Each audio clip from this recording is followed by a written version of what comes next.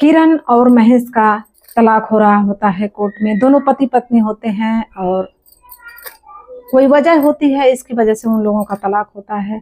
और जो किरण होती है वो बहुत ही मन ही मन खुश होती है कि मेरा तलाक हो जाएगा, लेकिन वहीं पे जो महेश होता है उसका पति, वो अंदर ही अंदर बहुत दुखी होता है और उसको समझ में नहीं आता है कि आखिर क्यों ऐसा कर रही है। थोड़ी बहुत तो सब में होता है, सब पति पत्नी में होता है, ऐसा वो सोचता है। लेकिन किरण को कुछ नहीं, उसके आंखों पे तो कुछ दूसरा ही छाया होता है, नशा। तब जज साहब ऐसी बात बोलते हैं कि ऐसा है कि जो भी अगर तुम प्रस्ताव रखी हो तलाक के लिए, ना कि महेश, इसकी वजह से तुम्हें कुछ भी नहीं मिलेगा वहां से। और इतना मिल सकता है जरूर कि तुम्हारे जो माता पिता दहेज के रूप में जो भी दिए हैं वो तो मिल जाएगा पैसा छोड़ के, और तुम अपना जाके वहां पे ले आ सकते हो।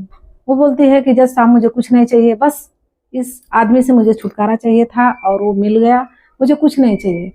लेकिन जब वो घर पे आती है, वो किरण अपने माता पिता के साथ अपने घर चली जाती है और जो महेश होता है वो भी अपने घर को वापस आता है। और जैसे घर में घुसता है तो किरण की फोटो टंगी होती है महेश के साथ में, शादी के टाइम की फोटो। वो देखता है और बहुत रोता है, उसको बहुत यादें सताती है उसकी, और हर एक चीज देखता है उसको याद आती है किरण की। और किरण, वो जो महेश होता है बहुत रोता है। और जब महेश की माँ आती है तो बोलती है कि बेटा क्यों रो रहे हो, तुमको तलाक नहीं देना चाहिए था। तब वो बात बताता है सारी और बोलता है कि माँ, मैंने कहाँ तलाक दिया था, तलाक तो किरण ने शुरू किया और उसी ने सब कुछ किया, मैं तो बस साइन किया था और बाकी कुछ भी नहीं किया मैं। क्योंकि वहां पे जब वो साइन कर दी तो मुझे तो हर हाल में देना था, लेकिन मेरी तरफ से तो बिल्कुल ना ही था। तब बात को समझ जाती है महेश की माँ और बोलती है कि बेटा जो होना था वो हो गया, लेकिन ऐसा नहीं करना चाहिए। दो पति पत्नी के बीच में कैसे क्या होता है वो आपस में समझने और सुलझाने वाली बात होती है, ना कि लोगों के बीच में, जमाने के बीच में बातें रखें अच्छी नहीं है। लेकिन अब तो आम बात हो गया है। ऐसे बोल के वो समझाती है, अपने बेटे को दिलासा देती है और बोलती है कि बेटा सब कुछ ठीक हो जाएगा, चुप हो जाओ। महेश को और बोलती है कि मैं खाना लेके आ रही हूँ, तुम खाना खा लो। महेश बोलता है कि माँ मुझे भूख नहीं है। तभी महेश की माँ बोलती है कि बेटा कब तक भूखे रहोगे, और खाना लेके आती है, महेश खाता नहीं है। तभी महेश की माँ भी भावुक हो जाती है, बोलती है कि बेटा ऐसे कब तक चलेगा, छोड़ो जाने दो। ऐसे बोल के वो अपना वहां से चली जाती हैं। लेकिन महेश के दिलो दिमाग से वो सब बातें जो की होती हैं और वो जो कोर्ट में कही होती हैं, वो सब बातें उसको बहुत याद आती है और बहुत रोता है। तभी रात को उसका फोन आता है किरण का और बोलती है कि मेरा जो सामान है उसको बाहर कर दीजिएगा और मैं कल आऊंगी और अपना सारा सामान लेके चले जाऊंगी। वो कुछ नहीं बोलता है। तभी उधर से किरण फोन काट देती है। और दूसरे दिन किरण और उसके गांव के 2-3 भाई होते हैं वो, और गाड़ी के साथ वो लोग आते हैं। बड़ी सी गाड़ी होती है और किरण जब वहां पे उतरती है, उतरने के बाद घर में जाती है। घर में जाके अपने पति को सीधे लिस्ट थमाती है और बोलती है कि ये हमारे सामान की लिस्ट है, सब सामान बाहर करवा दीजिए देख देख के। तभी जो महेश होता है वो कुछ नहीं बोलता है। और तभी उसकी माँ वहां पे आती है और माँ को तो दुख तो होता है कि बहू हमारी चली गई, क्योंकि वो बहुत प्यार करती थी अपने बहू से। लेकिन फिर भी वो कुछ बोलने ही वाली होती हैं कि महेश उनको चुप करा देता है और बोलता है कि माँ तुम जाने दो, जो भी जैसे कर रहे करने दो। तभी वो महेश बोलता है कि लिस्ट की क्या जरूरत है, सारा सामान तो तुम्हारा ही है, या तुम्हारे माता पिता ने दिए हैं या फिर मैंने बनाया है, सब कुछ तो तुम्हारा ही है, जो मर्जी करे तुम लेके जा सकते हो, मेरे लिए कोई रोक टोक नहीं है, मैं कुछ नहीं बोलूंगा। उसको जो समझ में आता है सामान बाहर करती है। और जो लोड करने वाले होते हैं सामान, वो लोग अपना लोड करते हैं। और कुछ सामान ही लोड हुआ होता है कि तभी उसकी सहेली का फोन आता है। और सहेली के फोन आने के बाद वो जैसे ही फोन रिसीव करती है, ये दोनों सहेलियां आपस में क्या बात करती हैं और क्या नहीं बात करती हैं, अब आइए जानते हैं इस कहानी के माध्यम से। नमस्कार, प्रणाम, मैं स्वाति। आज के कहानी के इस नए एपिसोड में आप सभी का बहुत बहुत स्वागत करती हूँ। अगर आप हमारे चैनल पे नए हैं तो चैनल को सब्सक्राइब कर दीजिए, लाइक कर लीजिएगा। और कहानी बहुत ही अच्छी है, थोड़ी देर टाइम निकाल के कहानी को जरूर सुनिएगा। फिर जब आपको अच्छा लगे तो कमेंट में अपनी राय जरूर दीजिएगा प्लीज। तो चलिए चलते हैं कहानी की तरफ। महेश अपने माँ बाप का इकलौता बेटा होता है। पिताजी तो नहीं होते हैं लेकिन माँ होती है, और माँ के भी सपने होते हैं कि मैं किसी तरह अपने बेटे की शादी कर दूं। और एक अच्छी सी लड़की ढूंढती हैं, लड़की का नाम होता है किरण। उसी के साथ महेश का रिश्ता तय हो जाता है और शादी भी हो जाती है। शादी होने के बाद तो सब कुछ सही चल रहा होता है। जब किरण ससुराल आती है तो बहुत ही अच्छा सब लोग रहते हैं, बहुत ही बढ़िया ढंग से। और कुछ ही दिन बीते होते हैं कि क्योंकि यहाँ पे एक ऐसी बात है कि जो महेश होता है वो बाहर कमाता नहीं है, बाहर ही नहीं गया होता है, वो घर पे ही रहता है और अपने ही जिले में काम वाम करता है। और वो हमेशा किरण के पास ही रहता है, क्योंकि सुबह में जाता है शाम को आ जाता है, और कमाई भी ज्यादा नहीं होती है, लेकिन परिवार बहुत ही अच्छे से चल रहा होता है। जितना जरूरत होता है वो सब चीज अपने उसी पैसे से कर लेता है। लेकिन ये जो किरण होती है कुछ दिन तो ठीक से रहती है, कुछ दिन के बाद इसकी एक सहेली होती है जिसका नाम होता है सुनीता।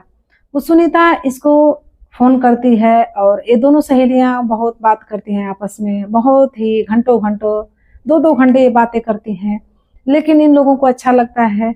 और एक दिन ऐसे ही जो किरण की सहेली सुनीता होती है वो फोन करती है, और फोन करती है तो बोलती है कि तुम कहीं नहीं घूमने जाती हो, मैं तो आज यहाँ पे आई हूँ, मैं तो आज वहां पे आई हूँ, मैं तो आज बंगलोर गई हूँ, मैं तो आज मुंबई गई हूँ, ऐसे ऐसे बोलती है।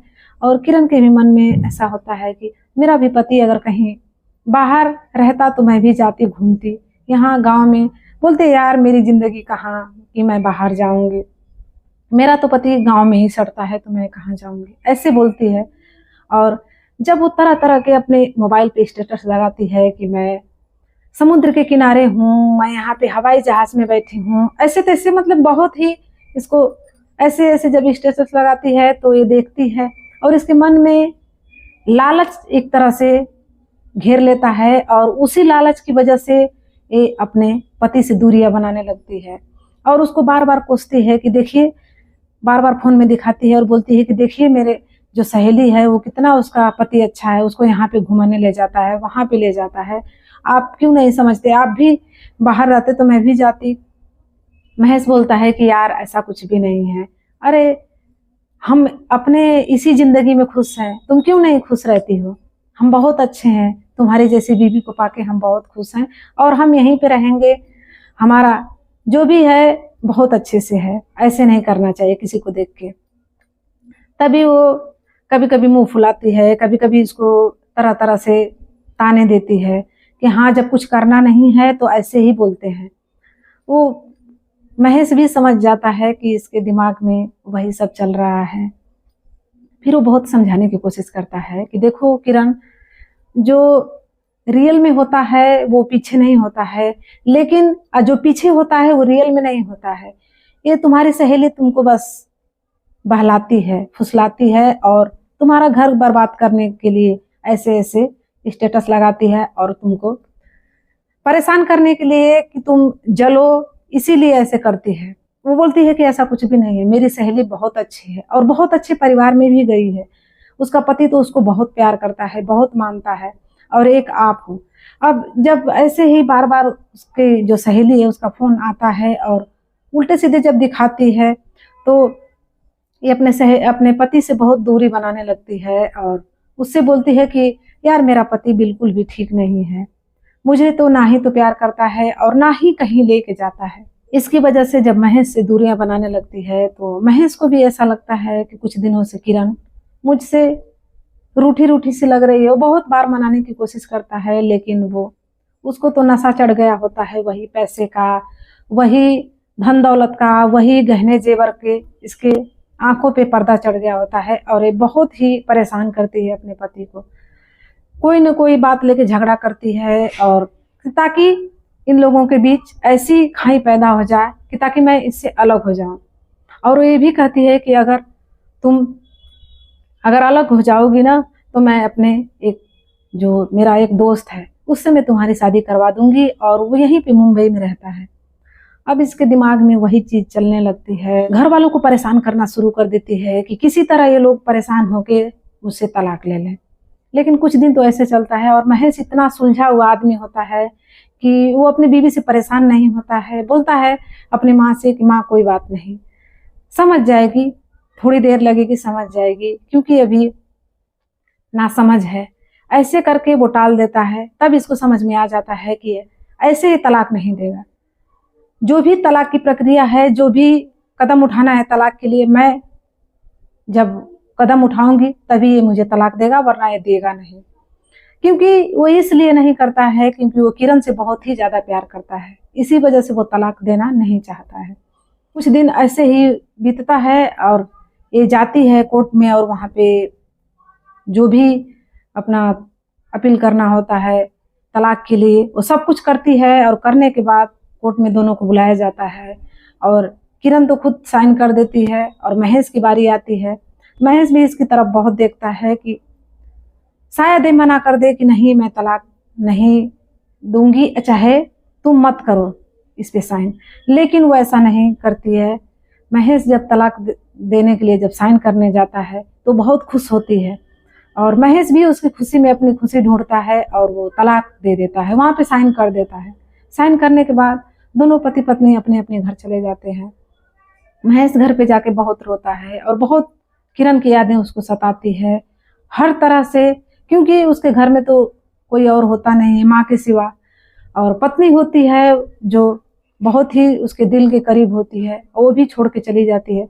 उसको बहुत ही बुरा लगता है और बहुत रोता है। तभी उसकी माँ आती है और महेश को समझाती है, बहुत ही तरीके से समझाने की कोशिश करती है कि बेटा तुमने तलाक क्यों दिया। तब महेश सारी बातें बता के और रोने लगता है, बोलता है कि माँ मैंने तलाक नहीं दिए, सारा काम तो उसने किया, मुझे तो बस साइन करना था और मुझे कुछ नहीं करना था, लेकिन मैंने मजबूरी में तलाक दिए, ऐसे तलाक नहीं दिए। तभी किरण का फोन आता है और बोलती है कि मैं कल आऊंगी और अपना सारा सामान लेके जाऊंगी, आप बाहर कर दीजिएगा। वो बोलता है कि ठीक है, मेरी तरफ से कोई मनाही नहीं है, तुम आके अपना सामान ले जा सकती हो। और दूसरे दिन वो अपने गांव के 2-3 लड़कों को लेके आती है जो सामान उठा के गाड़ी में रख सकें, और गाड़ी के साथ आती है। और जैसे ही अंदर घुसती है महेश के हाथ में लिस्ट थमाती है और बोलती है कि ये सारे सामान की लिस्ट है, तुम सारा सामान बाहर निकाल दो। महेश बोलता है कि मैं क्यों सामान बाहर निकालूं, जो तुम्हारे पापा ने दिए हैं और मैंने जो बनाया है सब कुछ तुम्हारा है, मेरा कुछ भी नहीं है। जो भी तुमको अच्छा लगे सारा सामान लेके जाओ, जब तुम चली गई तो मैं सामान का लेके क्या करूंगा। तभी वो किरण सारा सामान देख देख के, जो भी उसको अच्छा लगता है वो सामान देख देख के वो बाहर निकालने लगती है। और वो जो लड़के होते हैं साथ में जो आए होते हैं वो उठा उठा के गाड़ी में रखने लगते हैं। उसी समय उसकी सहेली सुनीता का फोन आता है, और फोन आता है तो ये रिसीव करती है और बोलती है कि हाँ सुनीता बोल। उधर से आवाज आती है कि यार मेरी बहुत ही तबीयत खराब है, क्योंकि उसकी आवाज भी बहुत नम आती है। जब ये बोलती है कि तुमको क्या हुआ, वे बोलती है कि इसी जिले में मैं हॉस्पिटल में भर्ती हूँ, और ना हॉस्पिटल का नाम बताती है और बोलती है कि इसी हॉस्पिटल में मैं भर्ती हूँ, तुम प्लीज जल्दी से आ जाओ मेरे पास। वो बोलती है कि रुक जाओ, मैं अपने ससुराल आई हूँ सामान ले जाने के लिए, मैं अभी आ रही हूँ। वो बोलती है कि नहीं तुम बहुत जल्दी आ जाओ। वो सारे सामान को वैसे ही रोक देती है और बोलती है कि मैं अभी आ रही हूँ। तभी जो महेश होता है वो किरण से पूछ देता है कि ये किसका फोन था। वो बोलती है कि मेरी सहेली सुनीता का फोन था। तभी महेश बोलता है कि मैं भी तुम्हारे साथ चलता हूँ, क्या हुआ उसको। वो बोलती है कि उसकी हालत बहुत ही सीरियस है, लेकिन तुम नहीं जाओगे। अब मेरा और तुम्हारा क्या है, और उससे तुमको क्या लेना देना है, ऐसे बोलती है। जब ऐसे बोलती है फिर भी महेश उसकी बातों से नाराज नहीं होता है और बोलता है कि कोई बात नहीं, तुम्हारी सहेली है और मैं कई बार उससे बात किया हूँ, और तकलीफ में है, मैं भी उससे थोड़ा मिल लूंगा, लेके चलो। और फिर मान जाती है किरण। महेश और किरण दोनों साथ में जाते हैं हॉस्पिटल में। वहां पे जाने के बाद अपनी सहेली को ढूंढती है। ढूंढने के बाद जब उसके पास जाती है तो पूछती है कि क्या हुआ। वो बोलती है कि यार मैंने सुसाइड के लिए बहुत कोशिश की और फांसी भी लगाई, लेकिन मुझे लोगों ने बचा लिया और मेरी हालत बहुत ही खराब हो गई है और मैं डिप्रेशन में जा रही थी। वो बोलती है कि क्या हुआ तुमको कि तुम डिप्रेशन में जा रही थी, तुमको क्या जरूरत थी, तुम्हारा पति इतना अच्छा था और तुम्हारा परिवार भी बहुत अच्छा है, तुम कहाँ कहाँ घूम रही थी, तुम तो पूरे जो जमाने की खुशी थी वो तुम्हारे पास थी और तुमको सुसाइड करने की क्या जरूरत थी। सुसाइड तो हम लोगों को जैसे करना चाहिए, क्योंकि हमारा पति ना ही हमसे प्यार करता है और ना ही कोई खुशी दे सकता है, ना ही कोई धन दौलत। ऐसे जब बोलते हैं अपने पति के सामने, महेश वहां पे भी कुछ नहीं करता है और वहां पे मुस्कुराता है और उसकी सहेली की तरफ देखता है। उसकी सहेली बोलती है यार तू पागल है, मैं जो तुम्हें जो सारे स्टेटस दिखाती थी, जो भी जगह तुमको दिखाती थी, मैं ऐसे नहीं दिखाती थी। मैं वहां पे एडिट करके फोटो लगाना होता है, जो वो मैं वहां वहां अपना फोटो लगा के, और जो तुम देख रही थी कि मैं हवाई जहाज में बैठी हूँ, ऐसा कुछ भी नहीं था। मैं उसके पास में जाके जो फोटो एडिट करने का एक ऐप होता है, उसी ऐप के जरिए मैं वहां पे एडिट करके अपनी फोटो लगा देती थी और तुमको दिखाती थी, तुमको परेशान करना चाहती थी और तुमको जलाती थी। किरण समझ जाती है और बोलती है कि यार तुमने ऐसा क्यों किया। तब सुनीता बताती है कि यार मैंने बस तुम्हारा घर बर्बाद करने के लिए किया और मेरे दिमाग में कुछ नहीं था, क्योंकि तुम लोगों में बहुत प्यार रहता था, इसी की वजह से। तब वो बोलती है कि तुम्हारा पति तुमसे प्यार नहीं करता था। वो बोलती है कि मेरा पति की तो बातें मत करो, मेरे पति तो मुझे कभी प्यार ही नहीं करता है और वो बाहर रहता है, 4-4 महीने 6-6 महीने के बाद वो घर आता है और आता है तो कभी 4 दिन तो कभी 6 दिन कभी 2 दिन, वो तुरंत निकल जाता है। कभी मैं उसका प्यार और उसका सुख नहीं पाई हूँ। और जो रही ऐशो आराम की बात, मुझे तो नौकरानी से बदतर रखता है अपने घर में। मैं बस नौकरानी की तरह उसके घर में रहती हूँ, मुझे कोई ऐशो आराम नहीं है, ये सब दिखावा है। तभी महेश भी वहां खड़ा होकर सारी बातें सुनता है। तब किरण के दिमाग में ये जो सारी फिजूल की बातें होती हैं, ये धीरे धीरे अब समझ में आने लगती है। जब वो बात करती हैं तो वो बहुत ही ध्यान से सुनती है और सुनने के बाद वो बोलती है कि मैं तो सोची थी यार कि तुम्हारे पास बहुत ही धन दौलत है और तुम बहुत खुश रहती हो अपने पति के साथ, तुम्हारा पति बहुत ही ज्यादा प्यार करता है। मैं ऐसा सोचती थी, मुझे बस ऐसे लगता था कि मेरा पति ही प्यार नहीं करता है। वो बोलती थी कि तब वो बोलती है उसकी सहेली सुनीता कि नहीं, तुम्हारा पति, तुम इतनी लकी हो कि तुम्हारा पति तुमको कितना प्यार करता है और कितना सुख देता है। वो बेशक ही घर पे रहता है, लेकिन तुम्हारी हर इच्छाओं को पूरा करने के लिए वो हर कोशिश करता है। लेकिन तुम एक पागल कि मेरे स्टेटस और मेरे सब कुछ देखने के बाद तुमको ऐसे लगता था कि जैसे मैं कितनी ऐशो आराम की जिंदगी जी रही हूँ। और किरण जो होती है वो तुरंत अपना तलाक वाला फैसला बदल देती है और अपने पति को गले लगा के बहुत ही रोती है और बोलती है कि मैं अब तलाक को नहीं मानती हूँ, मैं आपके साथ रहूंगी। महेश कुछ नहीं बोलता है और दोनों पति पत्नी फिर घर आते हैं। आने के बाद अब जो लड़के होते हैं, जो सामान रोक के गई होती है, वो बोलते हैं कि सारा सामान उठाओ और घर में रखो, जहां जहां था वहां वहां सारा शिफ्ट कर दो। वो लड़के हैरान हो जाते हैं, बोलते हैं कि दीदी ऐसा क्या हुआ कि मैं जो सामान तुमने गाड़ी में लोड करवा थे उसको भी अंदर रखने के लिए बोल रही हो, वहां पे जाने के बाद तुमको क्या हो गया। वो बोलती है कि कुछ भी नहीं हुआ, तुम लोग सारा सामान अंदर रख के जाओ। और जैसे ही महेश अंदर आता है, उसकी माँ पूछती है कि बेटा सारा सामान रखवा दो। वो बोलता है कि नहीं माँ, अब रखने की जरूरत नहीं है। तभी किरण अपनी सासू माँ के पैर पकड़ के वो बहुत रोती है और बोलती है कि सासू माँ, मुझसे बहुत बड़ी भूल हो गई, गलती हो गई, मैंने आप लोगों को कभी पहचाना नहीं और ना ही कभी जाना, क्योंकि आप लोगों ने तो हमेशा हमें प्यार ही दिया, कभी दुख तकलीफ चाहे कुछ भी ऐसा नहीं दिया। क्योंकि मैं कभी गुस्सा भी हो जाती थी तो आप लोगों को पता नहीं क्यों कैसे हैं आप लोग के, आप लोगों को कभी गुस्सा भी नहीं आता था। मैंने आप लोगों से हमेशा प्यार ही पाया है, लेकिन बदले में मैंने आप लोगों को दुख और तकलीफ और बेइज्जती के सिवाय कुछ नहीं किया है। क्योंकि मेरे आंखों के ऊपर माँ पर्दा पड़ चुका था और माँ उसी के चक्कर में मैंने आप लोगों को समझने की कोशिश नहीं की। लेकिन मैं आपसे माफ़ी मांगती हूँ और अपने पति से भी बोलती है कि मैं आपसे भी माफ़ी मांगती हूँ कि आपके प्यार को मैं समझ नहीं पाई। जो सुख थोड़े पैसों में होता है और जो प्यार में होता है वो दिखावे में नहीं होता है। और इतना कह के वो बहुत जोर जोर से रोने लगती है, और महेश की जो माँ होती है वो भी रोने लगती है। तब महेश की माँ बोलती है कि क्या हुआ, नहीं जाओगी? वो बोलती है कि माँ, मैं अब अपना फैसला बदल दी हूँ और मैं अब तलाक को नहीं मानती और मैं यहीं पे रहूंगी, अब मैं नहीं जाऊंगी आप लोगों को छोड़ के, क्योंकि मैं जिंदगी भर आप लोगों के यहाँ रहूंगी, आप लोगों के पास रहूंगी, मेरा ससुराल था, मेरा घर है, मैं यहीं पे रहूंगी। इतना कहती है, और उसकी सास जो होती है वो भी अपनी बहू को पैरों से उठा के और अपने गले लगा लेती है। बोलती है कि बहू, तू मेरी बहू नहीं थी, मैं तो तुम्हें शुरू से ही अपनी बेटी के रूप में देखा था और जाना था, क्योंकि मेरे पास ना ही तो बेटी थी और ना ही दूसरा बेटा था।